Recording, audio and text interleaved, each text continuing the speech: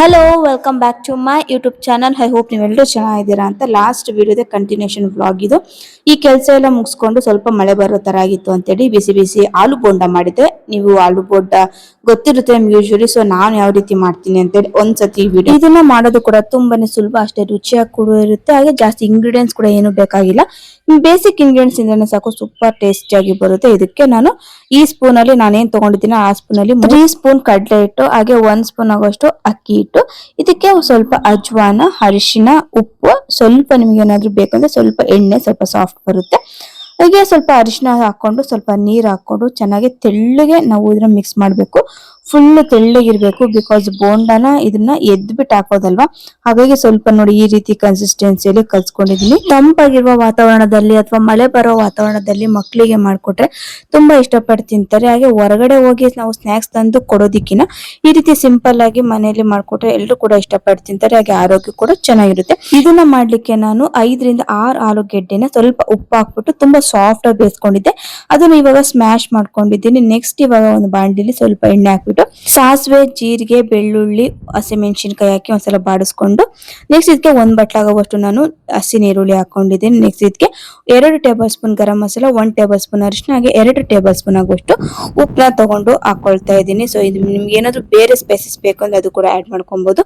Next ನಾನಿಲ್ಲಿ ಬೇಯಿಸಿಟ್ಟಿರುವಂತಹ ಆಲೂಗೆಡ್ಡೆನ ಹಾಕೊಂಡು ಚೆನ್ನಾಗಿ ಒಂದ್ಸಲ ಮಿಕ್ಸ್ ಮಾಡ್ಬಿಟ್ಟು ಸ್ವಲ್ಪ ತೆಂಗಿನಕಾಯಿ ಹಾಕೊಂಡಿದ್ದೆ. ಇದಕ್ಕೆ ಒಂದ್ ಸ್ವಲ್ಪ ತೆಂಗಿನಕಾಯಿ ಹಾಕೊಂಡು ಒಂದ್ಸಲ ಚೆನ್ನಾಗಿ ಮಿಕ್ಸ್ ಮಾಡ್ಬಿಟ್ಟು ಈ ರೀತಿ ಉಂಡೆ ಆಕಾರದಲ್ಲಿ ಮಾಡ್ತಾ ಇದ್ದೀನಿ. ತುಂಬಾ ಚೆನ್ನಾಗಿರುತ್ತೆ. ಒಂದ್ಸಲ ಇದನ್ನ ನೀವು ಟ್ರೈ ಮಾಡಿ ನೋಡಿ.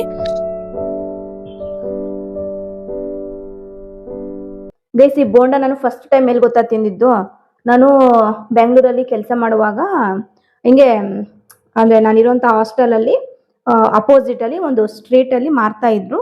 ಇದೇ ಬೋಂಡ ಅಂತ ನನಗೆ ಗೊತ್ತಿರ್ಲಿಲ್ಲ. ನನ್ನ ಫ್ರೆಂಡ್ಸ್ ಕರ್ಕೊಂಡು ಹೋಗಿದ್ರು. ಸೊ ಹೋದಾಗ ಅಲ್ಲಿ ಎಷ್ಟು 5 ರುಪೀಸ್ಗೆ ಒಂದಂತ ಅನ್ಸುತ್ತೆ ಈರುಳ್ಳಿ ಬೋಂಡ. ಅದು ಇದು ನನಗೆ ಏನು ಆರ್ಡರ್ ಮಾಡ್ಬೇಕು ಅನ್ನೋದು ಗೊತ್ತಿರಲಿಲ್ಲ. ಈರುಳ್ಳಿ ಬೋಂಡ, ಅದ್ ಬಿಟ್ರೆ ಮೆಣಸಿನ್ಕಾಯಿ ಒಡೆ ಬರುತ್ತಲ್ಲ, ಸೊ ಅದು ಎರಡೇ ಬಿಟ್ರೆ ಏನು ಗೊತ್ತಿರ್ಲಿಲ್ಲ ನನಗೆ.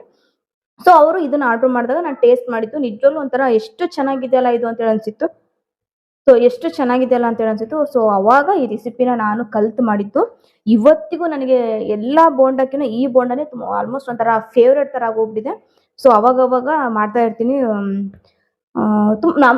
ನಮ್ಮನೇಲೂ ಕೂಡ ಅಷ್ಟೊಂದೇನು ಇಷ್ಟಪಡಲ್ಲ ಇದನ್ನ. ಆಕ್ಚುಲಿ ಹೇಳ್ಬೇಕಂದ್ರೆ ಅವರಿಗೆ ವೆರೈಟೀಸ್ ಆಫ್ ಏನಾದ್ರು ಮಾಡಿದ್ರೆ ಅವ್ರು ಇಷ್ಟಪಡಲ್ಲ. ಅವರು ರಿಪೀಟೆಡ್ ಆಗಿ ಏನಾದ್ರು ತಿಂತಾ ಇರ್ತಾರಲ್ಲ, ಸೊ ಅದನ್ನ ತಿಂದ್ರೆ ಮಾತ್ರನೇ ಅವ್ರು ಇಷ್ಟಪಡೋದು ನಮ್ಮ ಮನೆಯಲ್ಲಿ. ಸೊ ಆತರ. ಬಟ್ ನಾನು ಈ ತರ ಏನಾದ್ರು ಡಿಫ್ರೆಂಟ್ ಆಗಿ ಏನಾದ್ರು ಮಾಡ್ತಾ ಇರ್ತೀನಿ. ಸೊ ಆಕ್ಚುಲಿ ಟೇಸ್ಟ್ ನಿಜವಾಗ್ಲೂ ಚೆನ್ನಾಗಿರುತ್ತೆ.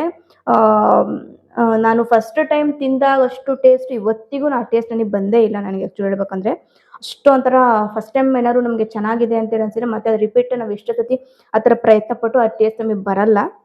ಸೊ ನನಗೆ ಗೊತ್ತಿರುವಂಥ ಟೇಸ್ಟಲ್ಲಿ ನಾನು ಮಾಡ್ತೀನಿ. ನನಗೆ ಏನಾದರೂ ಒಂದು ನನಗೆ ಏನಾದರೂ ಒಂಥರ ಏನಾದ್ರು ಹೊರಗಡೆ ಹೋದಾಗ ಏನಾದ್ರು ಸ್ಪೆಷಲ್ ಆಗಿ ಏನಾದ್ರು ತಿಂದೆ ಅಂತ ಹೇಳಿದ್ರೆ ಅದನ್ನ ಒಂದ್ಸಲ ಮನೇಲಿ ಬಂದು ಟ್ರೈ ಮಾಡಬೇಕು ಅನ್ನೋದು ಒಂಥರ ಇಷ್ಟ ಆಗುತ್ತೆ ನನಗೆ. ಅದೇನೋ ಒಂಥರ ಇಷ್ಟ ನನಗೆ. ಸೊ ನಮ್ಮ ಹೊಟ್ಟೆಗೆ ನಮಗೆ ಏನು ಬೇಕು ಅನ್ನೋದನ್ನ ನಾವೇ ತಿಳ್ಕೊಂಡು ಅಡುಗೆ ಮಾಡ್ಕೊಂಡು ಊಟ ಮಾಡೋದು ನನಗೆ ಫೇವ್ರೇಟ್, ನನಗೆ ಇಷ್ಟ. ಸೊ ಸ್ವಲ್ಪ ಇನ್ನು ಮಿಕ್ಕಿದೆ. ಯಾರಾದರೂ ಕೇಳಿದ್ರೆ ಮಾಡೋಣ. ಸದ್ಯಕ್ಕೆ ಇದಿಷ್ಟು ಮಾಡ್ತೀನಿ ಇವಾಗ. ನೆಕ್ಸ್ಟ್ ಇವಾಗ ಇದನ್ನ ಫುಲ್ ಉಂಡೆ ಶೇಪ್ ಮಾಡ್ಕೊಂಡಿದ್ದೀನಿ. ಚಿಕ್ಕದು ಅಥವಾ ದೊಡ್ಡದು ನಿಮ್ಗೆ ಯಾವ ರೀತಿ ಬೇಕೋ ಆ ರೀತಿ ಮಾಡ್ಕೊಂಡು ಇದನ್ನ ನಾನು ಬೋಂಡ ಹಿಟ್ಟೊಳಗೆ ಹಾಕೊಳ್ತಾ ಇದ್ದೀನಿ. ಸೊ ಅದೇನಿಲ್ಲ, ಸಿಂಪಲ್ ಆಗಿ ಎಷ್ಟು ಬೇಕೋ ಅಷ್ಟನ್ನ ಹಿಟ್ಟನ್ನ ಕಲ್ಸ್ಕೊಂಡಿರ್ತೀರಲ್ಲ, ಸೊ ಅದನ್ನ ಎದ್ಬಿಟ್ಟು ನೀವು ಬಾಂಡ್ಲಿಯಲ್ಲಿ ಹಾಕೋದಷ್ಟೇ. ಸ್ವಲ್ಪ ಡೀಪ್ ಫ್ರೈ ಮಾಡಬೇಕು. ಇದನ್ನ ನೀವು ಏರ್ ಫ್ರೈ ಎಲ್ಲ ಮಾಡಿದ್ರೆ ಅಷ್ಟು ಚೆನ್ನಾಗಿರಲ್ಲ. ಈ ತರ ಡೀಪ್ ಫ್ರೈ ಮಾಡಿದ್ರೆ ಚೆನ್ನಾಗಿರುತ್ತೆ. ನಿಮ್ಗೆ ಏನಾದ್ರು ಬೋಂಡ ಬಜ್ಜಿ ತಿನ್ಬೇಕನ್ಸ್ದಾಗ ಖಂಡಿತವಾಗ್ಲೂ ಇದನ್ನ ಟ್ರೈ ಮಾಡಿ, ಸಕ್ಕ ಟೇಸ್ಟಿ ಆಗಿರುತ್ತೆ.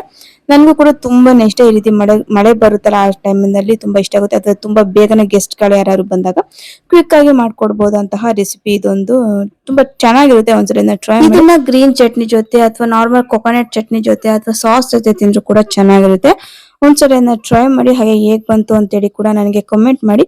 ಸೊ ಇದನ್ನೆಲ್ಲ ತಿಂದ್ಬಿಟ್ಟು ಒಂದ್ ಒಳ್ಳೆ ಸೈಕ್ಲಿಂಗ್ ಹೋಗೋಣ ಅಂತೇಳಿ ಹೊರಟಿದ್ದೆ. ಸೊ ವಾತಾವರಣ ಚೆನ್ನಾಗಿದ್ದಾಗ ಸ್ವಲ್ಪ ಹೋಗ್ತಾ ಇರ್ತೀನಿ. ಇತ್ತೀಚೆಗೆ ಸ್ವಲ್ಪ ಜಾಸ್ತಿನೇ ಆಗಿದೆ. ಸ್ವಲ್ಪ ಅವಾಗವಾಗ ಹೋಗ್ತಾ ಇರ್ತೀನಿ.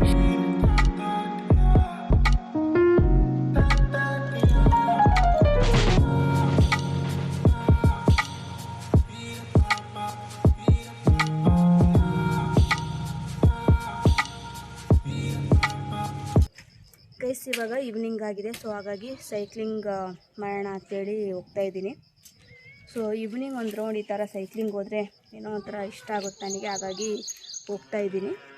ಸೊ ಅಲ್ಲಿ ವೀಡಿಯೋ ಮಾಡಬೇಕು ಅಂತೇಳಿ ಅನಿಸುತ್ತೆ, ಬಟ್ ಅಲ್ಲಿ ವೀಡಿಯೋ ಮಾಡೋದು ಯಾರೂ ಇರೋದಿಲ್ಲ ನನಗೆ. ನಮ್ಮ ತಂಗಿ ಬರ್ತಾಳೆ, ಬಟ್ ಅವಳು ಏನು ವೀಡಿಯೋನೂ ಮಾಡಲ್ಲ, ಏನೂ ಮಾಡೋದಿಲ್ಲ. ನೋಡಿ ಇಲ್ಲೇ ನಿಲ್ಸಿದ್ದಾಳೆ ಸೈಕಲ್, ಬಟ್ ಅವಳು ಏನು ವೀಡಿಯೋನೂ ಮಾಡಲ್ಲ, ಏನೂ ಮಾಡಲ್ಲ. ಹಾಗಾಗಿ ನಾನು ವೀಡಿಯೋ ಮಾಡ್ತಾಯಿಲ್ಲ. ಸೊ ಇವಾಗ ಸೈಕ್ಲಿಂಗ್ ಒಂದು ರೌಂಡ್ ಹೋಗ್ಬಿಟ್ಟು ಬರ್ತೀನಿ. ಸೊ ಹಾಗೆ ಇದರಲ್ಲಿ ಗೊತ್ತಾಗುತ್ತೆ ನನಗೆ ಎಷ್ಟು ಸೈಕ್ಲಿಂಗ್ ಮಾಡಿ. ಇವತ್ತು ಯಾಕೋ ಆನೆ ಆಗ್ತಿಲ್ಲ, ತೋರಿಸ್ಬೇಕು ಅಂತಲೇ ಆನ್ ಆಗ್ತಿಲ್ಲ, ಬಟ್ ಇದರಲ್ಲಿ ಗೊತ್ತಾಗುತ್ತೆ ಎಷ್ಟು ಓಡಿಸಿದ್ದೀನಿ ಅಂತ. ಸೊ ಹಾಗಾಗಿ ಒಂದು ರೌಂಡ್ ಹೋಗ್ಬಿಟ್ಟು ಬರ್ತೀನಿ. ಸೊ ಆದರೆ ಅಲ್ಲಿ ವೀಡಿಯೋ ಮಾಡ್ತೀನಿ, ಇಲ್ಲಾಂದರೆ ಮತ್ತೆ ಮನೆಗೆ ಬಂದು ವೀಡಿಯೋ ಕಂಟಿನ್ಯೂ ಮಾಡ್ತೀನಿ. ಓಕೆನಾ? ಸೊ ಎಸ್, ಹೋಗ್ಬಿಟ್ಟು ಬರ್ತೀನಿ. ಸೊ